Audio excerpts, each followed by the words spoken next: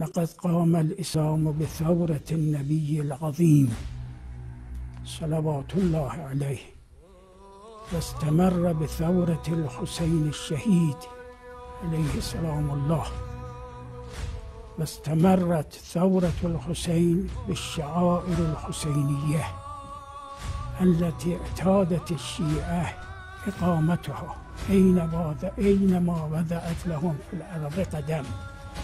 شعائر امام حسین که اساس قیام اسلام فقط الان به واسطه اوست، راه دیگری نیست.